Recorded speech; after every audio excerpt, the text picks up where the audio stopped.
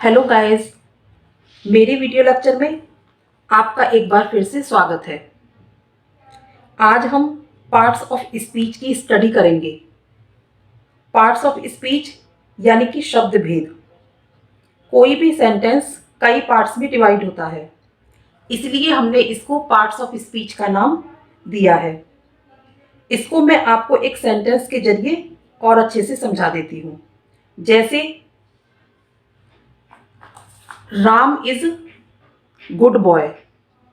तो यहाँ आप देखिए, राम एक नाउन है, इज एक वर्ब है और गुड क्या है हमारा, एक एडजेक्टिव है, और बॉय क्या है, एक नाउन है। इसमें राम हमारा नाउन है, इज वर्ब है, गुड एडजेक्टिव है और बॉय हमारा नाउन है। अब देखिए, मैं इसको आपको एक और सेंटेंस के हिसाब से और अच्छे से समझा देती हूँ। जैसे you and I go to the park. यहां यू एंड आई क्या हो गया हमारा, प्रोनाउन हो गया। एंड हमारा क्या हो गया, कंजंक्शन हो गया। और गो हमारी क्या है, वर्ब है। टू प्रपोजिशन है और पार्क हमारा नाउन है। तो इसी तरीके से हम इन सेंटेंसेस की स्टडी करते हैं। यानी कि पार्ट्स ऑफ स्पीच किसी सेंटेंस के पार्ट्स यानी कि उसके अलग अलग भाग। जैसे मैंने इस सेंटेंस के तरीके से आपको बताया कि इस सेंटेंस में चारों वर्ड्स के चार अलग अलग पार्ट्स हैं। तो इसी को ध्यान में रखते हुए हम इस वीडियो को आगे बढ़ाते हैं। तो आज हम इन्हीं पार्ट्स ऑफ स्पीच को वन बाय वन समझेंगे। तो सबसे पहले हम यह देखेंगे कि पार्ट्स ऑफ स्पीच होते कितने हैं, यानी कि इनके कितने टाइप्स हैं। तो मैं आपको समझा देती हूँ, बता देती हूँ कि पार्ट्स ऑफ स्पीच कितनी तरह का होता है, 8 टाइप्स का होता है। यानी कि there are 8 parts of speech. तो उसमें सबसे पहले आता है हमारा नाउन। नाउन यानी कि संज्ञा। तो हम इसकी प्रैक्टिस करते हैं। तो आपको ये बात तो हमारी समझ में आई कि इंग्लिश लैंग्वेज में शब्दों को उनके कार्य के अनुसार 8 पार्ट्स में डिवाइड किया गया है और हम इसके ईच पार्ट को पार्ट्स ऑफ स्पीच कहते हैं। तो आइए एक एक करके हम इसकी डिटेल में स्टडी करते हैं। तो आज हम सबसे पहले नाउन को कवर करते हैं। नाउन क्या है? Noun is the name of a person, place, thing और फीलिंग। यानी कि नाउन एक व्यक्ति, स्थान, वस्तु या भाव के नाम को कहते हैं। तो अब आप देखिए, यहां मैंने इसके कुछ एग्जाम्पल्स दिए हैं। Rahul, book, cow, man, Agra, school, honesty, knowledge, pen. यहां राहुल क्या है, किसी पर्सन का नाम है। बुक क्या है, किसी थिंग का नाम है। आगरा क्या है, किसी प्लेस का नाम है। और ऑनेस्टी क्या है, किसी फीलिंग का नाम है। तो इस तरह नाउन क्या होता है, किसी व्यक्ति, स्थान, वस्तु या भाव के नाम को हम संज्ञा कहते हैं। अगर हिंदी में बात करें तो संज्ञा कहते हैं। अब नाउन भी हमारा 5 तरह का होता है। There are 5 kinds of noun. कौन कौन से होते हैं वो आप देख लीजिए। सबसे पहला आता है हमारा प्रॉपर नाउन, यानी कि व्यक्तिवाचक संज्ञा। दूसरा है हमारा कॉमन नाउन, जातिवाचक संज्ञा। कॉलेक्टिव नाउन, समूहवाचक संज्ञा। मटेरियल नाउन, द्रव्यवाचक संज्ञा। एब्स्ट्रैक्ट नाउन, भाववाचक संज्ञा। सबसे पहला है हमारा प्रॉपर नाउन। अब देखिए आप, प्रॉपर नाउन हमारा क्या होता है।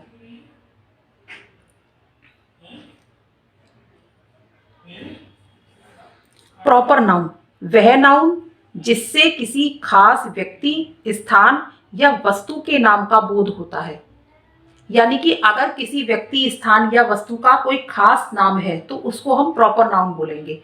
जैसे मान लीजिए, अब पहले आप इसके एग्जाम्पल देख लीजिए, राम, आगरा, सन, महात्मा गांधी, ताजमहल, संडे, अमेरिका, जुलाई, होली, ईटीसी। यानी कि अब जैसे मैं आपको समझा देती हूँ, जैसे ताजमहल है, अब मैं आपसे बोलती हूँ कि ताजमहल, तो मैं ताजमहल को ही तो ताजमहल कहूंगी, ताजमहल को मैं लाल किला तो नहीं बोल सकती। लेकिन अगर मैं ताजमहल को कहती हूँ इमारत, तो आप मुझसे पूछेंगे कि कौन सी इमारत, ताजमहल या लाल किला। तो अगर मैं आपको बोलूंगी ताजमहल, तो आप तुरंत पहचान जाएंगे कि ताजमहल तो एक ही है। ऐसे ही संडे, मंडे को मैं संडे नहीं बोल सकती, लेकिन संडे को मैं संडे ही कहूंगी। तो इस तरह से अगर किसी व्यक्ति, स्थान या वस्तु का कोई खास नाम होता है तो वो हमारा प्रॉपर नाउन होता है। अच्छा, प्रॉपर नाउन में एक और खास बात होती है कि सभी प्रॉपर नाउन का फर्स्ट लेटर कैपिटल लेटर में होता है। यानी कि जहां भी हम प्रॉपर नाउन को यूज करेंगे उसका पहला यानी कि फर्स्ट लेटर कैपिटल बनेगा। मान लीजिए, जैसे देखिए यहाँ गंगा, गंगा नदी का नाम है, तो मैंने गंगा को लिया अगर, तो या तो चाहे मैं इसको शुरू में लिखूं, या मैं इसको मिडल में लिखूं, या मैं इसको लास्ट में लिखूं, जहां भी मैं गंगा वर्ड यूज करूंगी उसका फर्स्ट लेटर कैपिटल ही लिखूंगी। तो गंगा अगर मैं लिखती हूं तो ये सही है और ये गलत है। तो प्रॉपर नाउन की दो बातें हुई कि एक तो व्यक्ति, स्थान या वस्तु का कोई खास नाम होता है, वही हमारा प्रॉपर नाउन होता है, और दूसरा प्रॉपर नाउन को हम जहां भी यूज करेंगे उसका फर्स्ट लेटर हम कैपिटल ही लिखेंगे। अब दूसरा आता है हमारा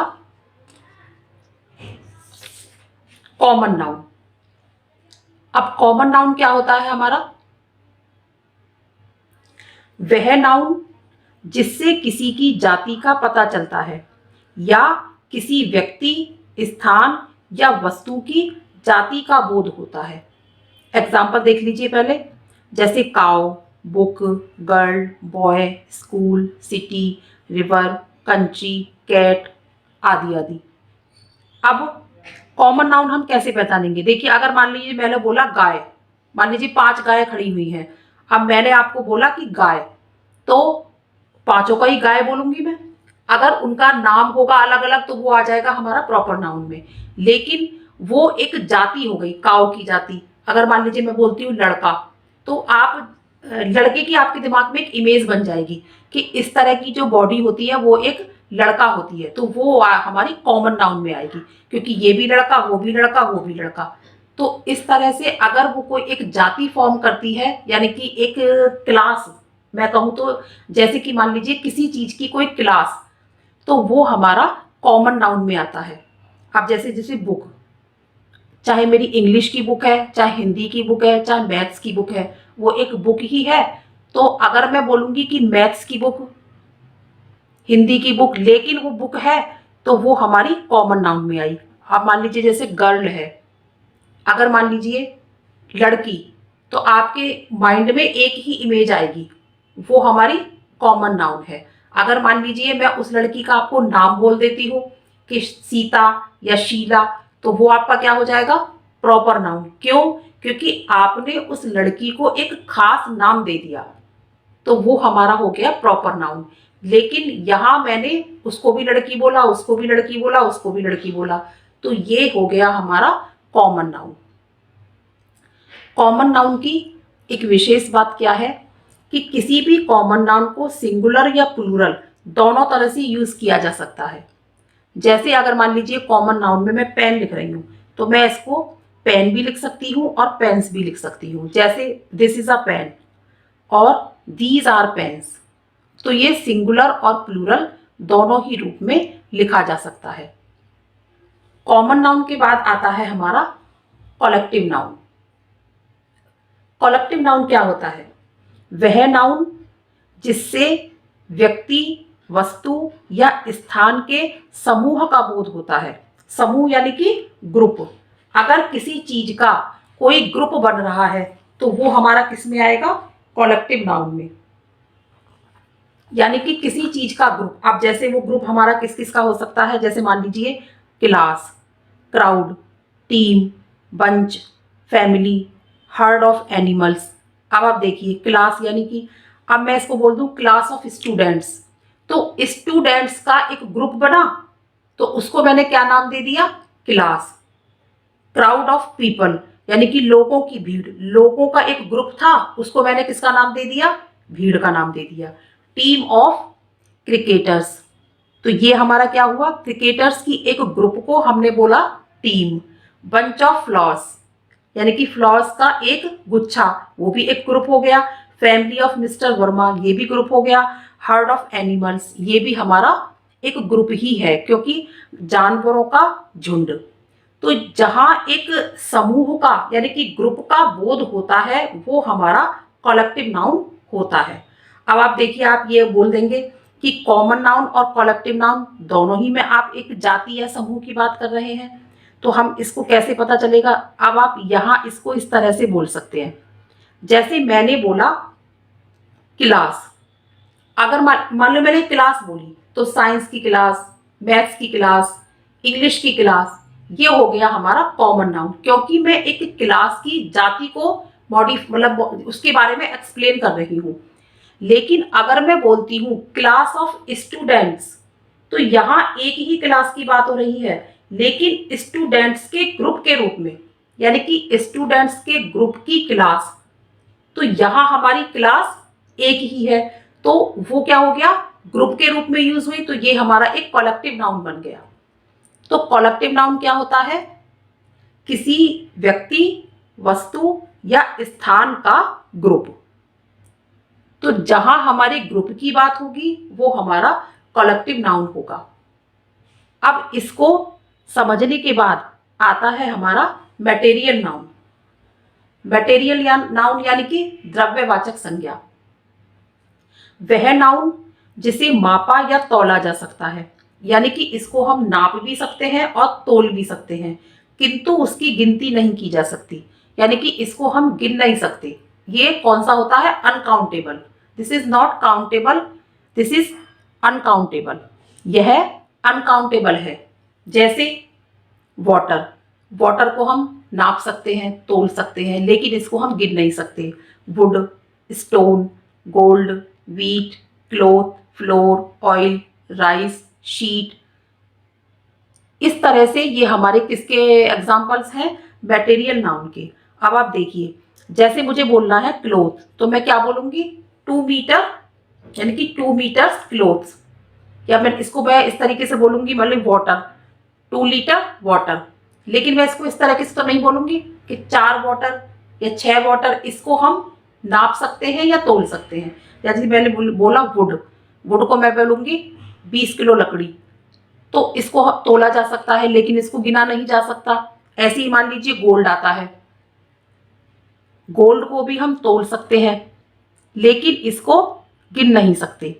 तो जहां बात किसी चीज के तोलने की या नापने की हो तो वो हमारा मटेरियल नाउन होता है। उसके बाद आता है एब्स्ट्रैक्ट नाउन। एब्स्ट्रैक्ट नाउन यानी कि भाववाचक संज्ञा, वह नाउन जिससे किसी की अवस्था, गुण या कार्य का बोध होता है, वो हमारा क्या होता है, एब्स्ट्रैक्ट नाउन।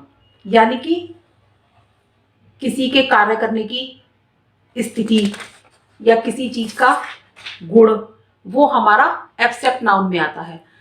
अब इसमें एक खास बात ये होती है कि इस नाउन को ना तो हम छू सकते हैं और ना ही देख सकते हैं, केवल इसको अनुभव ही कर सकते हैं, यानी कि फील ही कर सकते हैं। जैसे greatness, beauty, childhood, honesty, wisdom, kindness, truth, love, smile, ये हमारे एब्स्ट्रैक्ट नाउन के एग्जाम्पल्स हैं। अब जैसे आप देखिए, चाइल्डहुड क्या है, एक अवस्था है। ब्यूटी क्या है, एक गुण है यानी कि क्वालिटी है। और ग्रेटनेस क्या है, हमारा एक वर्क है। तो इस तरीके से किसी नाउन क्या होता है, अवस्था, कार्य या गुण का बोध कराए, वो वर्ड हमारा एब्स्ट्रैक्ट नाउन होता है। और इसको हम सिर्फ महसूस ही कर सकते हैं, छू या देख नहीं सकते। तो आज मैंने आपको नाउन के 5 काइंड्स के बारे में समझाया। कौन कौन से काइंड्स थे, proper noun, common noun, abstract noun, material noun और कलेक्टिव नाउन। नाउन की स्टडी करने के बाद हम अगली वीडियो में इसके और दूसरे काइंड्स के बारे में डिस्कस करेंगे। तो आज की मेरी वीडियो यहीं तक के लिए है। अगली वीडियो में हम फिर मिलते हैं। Bye bye.